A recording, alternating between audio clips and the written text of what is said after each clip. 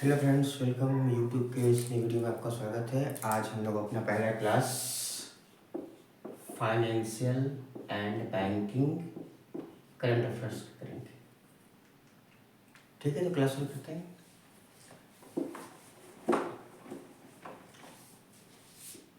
OECD, organisation of economics cooperation and development, ये एक international organisation है जिसका हेडक्वार्टर फ्रांस की राजधानी पेरिस में है। हालांकि भारत इस ऑर्गेनाइजेशन का मेंबर नहीं है, लेकिन एक बहुत ही वैल्यूएबल ऑर्गेनाइजेशन है। अभी इसने 2025-26 के लिए भारत की जीडीपी के ग्रोथ का प्रोजेक्शन किया है। इस संस्था के अनुसार 2025-26 में भारत का जीडीपी 6.4% रहेगा। देखिए, ये कोई ऐसे पत्थर की लकीर नहीं है। अब हो सकता है कि आगे आने वाले महीनों में परिस्थितियाँ बदलें तो OECD फिर अपना अनुमान बदलेगा, है ना। जब आपका एग्जामिनेशन है, आप एग्जामिनेशन हॉल में जाने की तैयारी कर रहे हो, तो उस वक्त देखना कि पर्टिकुलर अंतर्राष्ट्रीय संगठनों ने, मुख्य रूप से आर्थिक संगठनों ने भारत के जीडीपी का क्या अनुमान किया है और इसके पहले उनका क्या अनुमान था। ऐसा क्वेश्चन एग्जामिनेशन में अक्सर पूछा जाता है। उसी तरह से जीडीपी के संबंध में ही एनएसओ का भी, नेशनल स्टैटिस्टिक्स ऑफिस का भी एक न्यूज आया है। ये जो एनएसओ है, इसने कहा है कि 2025-26 के वित्तीय वर्ष में भारत का जो जीडीपी है वो 6.4% रहेगा। मतलब ऑलमोस्ट OECD ने और ये जो एनएसओ है, दोनों ने ही बिल्कुल एक ही अनुमान लगाया है। ये जो एनएसओ है वो ministry of statistics and plan implementation, ministry of statistics and plan implementation का एक विभाग है। और 2019 में एनएसओ की स्थापना हुई थी। कई सारे पुराने आर्थिक संगठनों को, ऑर्गेनाइजेशंस को मर्ज किया गया और फिर एनएसओ बनाया गया। एक जो दूसरा न्यूज आया है वो गवर्नमेंट के बोरोइंग से रिलेटेड, सरकार की उधारी से रिलेटेड। आप अक्सर ये सुनते हो कि सरकारें उधार लेती हैं, सरकार के ऊपर बड़ा कर्जा चढ़ा हुआ है। वास्तव में ये कर्जा देश की जनता के ऊपर है। सरकार हमारी है, हमने ही सरकार को चुना है। तो सरकार कर्ज ले रही है तो वो कर्ज का बोझ किस पे जाएगा? हमारे और आपके ऊपर जाएगा। ठीक है। तो अभी फरवरी के महीने में जो बजट आया था, उसमें हमारे वित्त मंत्री ने बोरोइंग का प्लान बतलाया था कि कैसे बोरोइंग करना है, कितना बोरोइंग करना है। तो उसी के रेफरेंस में एक न्यूज आ रहा है कि 2025-26 के पहले 6 महीने में, पहला 6 महीना मतलब अप्रैल, मई, जून, जुलाई, अगस्त, सितंबर, 1 2 3 4 5 6, ये 6 महीना हो गया। ऑलमोस्ट इसमें कितने क्वार्टर आ रहे हैं? 2 क्वार्टर आ रहे हैं 3-3 महीने की। अप्रैल, मई, जून पहला क्वार्टर, जून, जुलाई, अप्रैल, मई, जून, जुलाई, अगस्त, सितंबर, ये पहला क्वार्टर, ये दूसरा क्वार्टर। तो अभी मंत्रालय का कहना है कि फाइनेंशियल ईयर के पहले 6 महीने में, पहले छमाही में 14.82 ट्रिलियन रुपया का, 14.82 ट्रिलियन रुपया का बोरोइंग किया जाएगा। बहुत भारी मात्रा में ये उधार सरकार लेने की तैयारी कर रही है। ठीक है। और लेना भी चाहिए, क्योंकि सरकारी खर्चे हैं, इंफ्रास्ट्रक्चर बिल्डिंग है, साथ के साथ कई सारे प्रोजेक्ट हैं जिन्हें बोरोइंग के थ्रू पूरा किया जाता है। इसमें ये बताया गया कि ये जो उधार लिया जाएगा इसमें 10,000 करोड़ रुपया का जो उधार रहेगा, इसी में अलग से नहीं, इसमें जो 10,000 करोड़ रुपया का उधार रहेगा वो SGB का रहेगा। ध्यान में रखिएगा ये सारी चीज़। अगर आप बैंकिंग का एग्ज़ाम का प्रिपरेशन कर रहे हैं, है ना, मेंस की तैयारी कर रहे हैं, ऐसे टेक्निकल वर्ड्स अगर आप के ध्यान में नहीं है तो आप प्रॉब्लम में पड़ सकते हैं।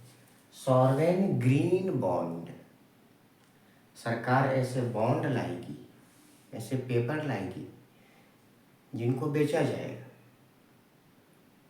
है ना, बेचा जाएगा, और बेच करके जो पैसा जमा होगा, जो उधारी जमा होगी, उसको हमारी गवर्नमेंट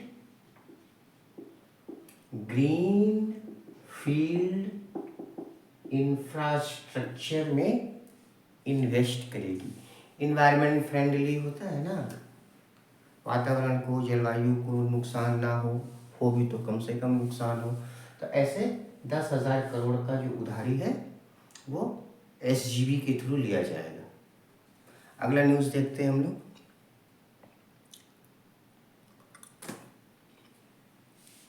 अभी इंडियाज एक्सटर्नल डेप्ट के ऊपर एक रिपोर्ट आया है जिसमें ये कहा गया है कि एंड ऑफ दिसंबर 2024 की समाप्ति तक भारत का जो एक्सटर्नल डेप्ट था वो 717 बिलियन USD था। इतना उधारी हमारे ऊपर है बाहर के देशों का, बाहर के लोगों का, है ना, ये हमें चुकाना है। ठीक है, तो साथ साथ ये कहा गया कि ये जो एक्सटर्नल डेप्ट है वो 10.7% YOY बढ़ा है। यहाँ पर YOY का मतलब होता है ईयर ऑन ईयर। मतलब आप ऐसे समझो कि दिसंबर 2024 तक भारत का एक्सटर्नल डेप्ट 717 बिलियन यूनाइटेड स्टेट्स डॉलर था, है ना। अब हम YOY की बात करते हैं तो अब हम आ जाते हैं एंड ऑफ दिसंबर 2023। तो हमने ईयर ऑन ईयर कंपैरिजन कर लिया ना, तो 10% तक बढ़ा हुआ है ये ऋण हमारा। ऐसे क्वेश्चंस एग्जामिनेशन में बड़े पॉपुलर होते हैं, है ना। डेटा बेस्ड है, याद करना कोई खास मुश्किल नहीं है। बस आपसे केवल एक डिमांड ये किया जाता है ना कि आप रेगुलर बेसिस पर स्टडी करते रहिए, है ना, और मैटर्स को समझने की कोशिश करिए। ठीक है, अगला न्यूज़ हम लोग देखते हैं। अभी RBI का एक न्यूज़ आया है। आप जानते हैं कि RBI जो है वो देश की जनता के हित में, ग्राहकों के हित में कई तरह के अवेयरनेस प्रोग्राम्स को चलाता है, जागरूकता कार्यक्रम को चलाता है कि देखो भाई, किसी लिंक को क्लिक मत कर दो, किसी को अपना OTP शेयर मत कर दो। ऐसा तो देखते होंगे। तो आप लोगों ने टीवी पे, अखबारों में, या नहीं तो आपने कहीं पर रोड में चलते हुए कहीं होर्डिंग वगैरह में देखा होगा कि RBI का ऐड आता है। RBI कहता है, RBI कहता है ना, कि सतर्क बनिए, जागरूक रहिए। तो RBI कई सारे चैनलों का यूज करता है, मीडिया से लेकर, इलेक्ट्रॉनिक मीडिया से लेकर के प्रिंट मीडिया। तो अब RBI जो है वो व्हाट्सएप के थ्रू अवेयरनेस प्रोग्राम को भी चलाएगा। ठीक है, इस तरह से आरबीआई के कई सारे कार्यक्रम होते हैं, सिर्फ एक दो नहीं, है ना। देश की जनता को शिक्षित, वित्तीय रूप से शिक्षित करने के लिए, जागरूक करने के लिए उसका फाइनेंशियल लिटरेसी वीक होता है, उसका फाइनेंशियल इंक्लूजन इंडेक्स वगैरह आता है, वो सब एग्जामिनेशन में पूछा जाता है ना। साथ के साथ आरबीआई का एक बड़ा इंटरेस्टिंग सा अवेयरनेस प्रोग्राम था काफ़ी पहले का, रुपया बोलता है। क्या बोलता है रुपया? आपके पास जो करेंसी नोट है, रुपया आपके हाथ में है, जरा उसको ध्यान से देखिए, कितनी समृद्ध सांस्कृतिक विरासत उस रुपये में दिखाया गया है। प्राचीन स्मारक हैं, है ना, कितने पुराने बिल्डिंग्स हैं, लाल किला का चित्र है, रानी की बाग, सांची के स्तूप है उसमें। 50 रुपये के नोट में आप देखेंगे कि हम्पी के मंदिर बने हुए हैं। 5 रुपये के नोट में आप देखिए कि कैपिटल गुड्स बना हुआ है, ट्रैक्टर बना हुआ है। तो रुपया आपको बता रहा है हमारे समृद्ध सांस्कृतिक विरासत के बारे में। ठीक है, तो ऐसे जब आरबीआई के अवेयरनेस प्रोग्राम चलते हैं ना, और अगर कोई नया प्रोग्राम आया है तो निश्चित रूप से आपके एग्जामिनेशन में क्वेश्चन बनेगा, और आप कहते हो कि ये हमको पता नहीं था, तो ये आपकी भारी गलती है कि आप ऐसे लॉजिकल चीज़ों को छोड़ रहे हैं, है ना।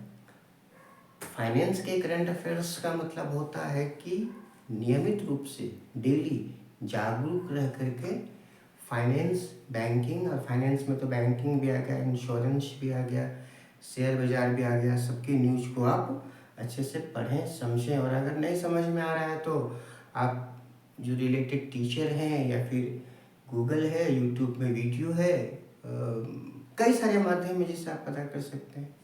ठीक है। अच्छा, आरबीआई का ही एक न्यूज आया है, आपको पता है कि दिसंबर 2024 में श्री संजय मल्होत्रा आरबीआई के 26वें गवर्नर बन चुके हैं, है ना। तो अभी श्री संजय मल्होत्रा के सिग्नेचर वाला 10 रुपये का और 500 रुपीज़ का नोट मार्केट में आने वाला है ना। हालांकि आपको देखने में लग सकता है कि ये तो बिल्कुल अननेसेसरी सा न्यूज है, लेकिन इम्पोर्टेंट न्यूज है, ऐसे न्यूज एग्जामिनेशन में पूछे गए हैं। ठीक है। अच्छा, आरबीआई से ही रिलेटेड एक और महत्वपूर्ण न्यूज आया है।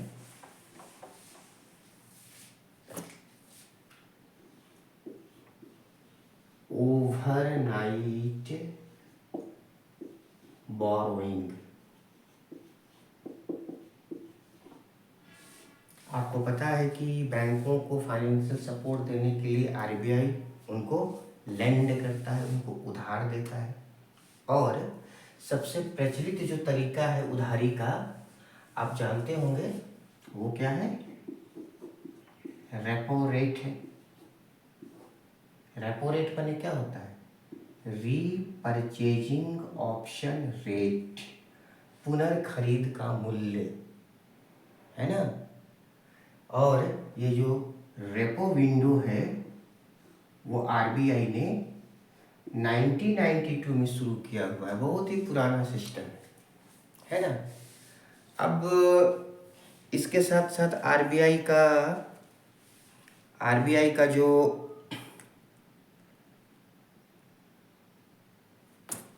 एक सिस्टम आया है नया, उसने अपने मॉनेटरी पॉलिसी में सन 2020 में ही V3R और V2R शुरू किया है। वेरिएबल रेपो रेट और वेरिएबल रिवर्स रेपो रेट।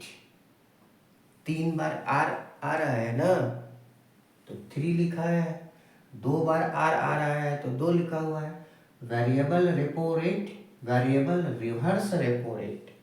अगर आप बैंक का तैयारी कर रहे हैं और आप ये नहीं जानते हैं, या अगर आप कहीं पढ़ने जाते हैं आपको ये नहीं बताया जाता है ना, तो सबसे बड़ी गलती आपकी कि आप इस चीज़ को नहीं जानते, समझे। तो इसके थ्रू जो है वो आरबीआई मंथ में कुछ दिनों के लिए अपने विंडो को ओपन करता है और बैंकों को उधार देता है ना। और इसका जो रेट ऑफ इंटरेस्ट है वो वेरिएबल होता है। हालांकि रेपो रेट से इसका रेट ऑफ इंटरेस्ट ज़्यादा होता है वेरिएबल रेपो रेट का, है ना, लेकिन हर बैंक के लिए वैरी करता है ना। तो अब बैंकों का कहना है आरबीआई से कि देखिए कि हमको हमारे पास लिक्विडिटी की कंडीशन है वो खराब चल रही है ना, तो आप हमें ओवरनाइट बोरोइंग की फैसिलिटी दीजिए, 16 घंटे की उधारी की सुविधा दीजिए। आरबीआई इस पर विचार करेगा। इंस्टेंट ओवरनाइट बोरोइंग की सुविधा अगर उपलब्ध हो जाती है तो बैंकों के पास कैश की जो कमी है वो कुछ उसमें सुधार आएगा। अभी आप देखिए कि हाल के दिनों में भारत के बैंकों ने कैश की कमी को दूर करने के लिए कई सारे उपाय किए हुए हैं। उसमें एक बड़ा उपाय होता है सीडी, सर्टिफिकेट ऑफ डिपॉजिट, जिसको हम लोग कहते हैं जमा प्रमाण पत्र, है ना। ये एक मनी मार्केट का इंस्ट्रूमेंट है। इसके माध्यम से बैंकें जो है वो शॉर्ट टर्म के लिए लोगों से उधार मांगती हैं, है ना, ताकि उनकी कैश की जरूरत पूरी हो सके। अभी हाल के दिनों में ये देखा गया है कि लोगों के पास अल्टरनेटिव इन्वेस्टमेंट के कई सारे तरीके हैं। आजकल के समय में आप देखिएगा कि जो नया जनरेशन है वो अपने पैसे को बहुत ज़्यादा बैंक के सेविंग्स अकाउंट में नहीं रखना चाहता है। पहले के समय में क्या हो रहा था, इंश्योरेंस में इन्वेस्ट कर दिया, सेविंग्स में लगा दिया, या फिर म्यूचुअल फंड वगैरह में इन्वेस्ट कर दिया। लेकिन आज के लोगों के पास इन्वेस्टमेंट के कई सारे विकल्प हैं। तो इसी कारण से बैंकों के पास फंड की कुछ कमी हो रही है। तो बैंक फंड को पूरा करने के लिए, फंड रेज करने के लिए कई नए नए तरीके यूज़ करते हैं। उसमें बैंकों ने कहा है आरबीआई से कि आप हमें ओवरनाइट बोरोइंग की फैसिलिटी दीजिए ताकि हम अपने फंड की कमी को दूर कर सकें। ठीक है, तो पढ़ते रहिए। अपकमिंग एग्ज़ामिनेशन के लिए ज़रूरी ये है, खासकर बैंक एग्ज़ाम के लिए, कि आप डेली बेसिस पर फाइनेंस के न्यूज़ को पढ़िए। छोटा छोटा ही पढ़िए, थोड़ा थोड़ा ही पढ़िए, और न्यूज़पेपर से पढ़िए, अखबारों से पढ़िए, है ना। तब एग्जामिनेशन हॉल में आपसे क्वेश्चन नेगेटिव होने की संभावना कम रहेगी या स्किप करने की संभावना कम रहेगी। ठीक है, पढ़ते रहिए। Have a good day.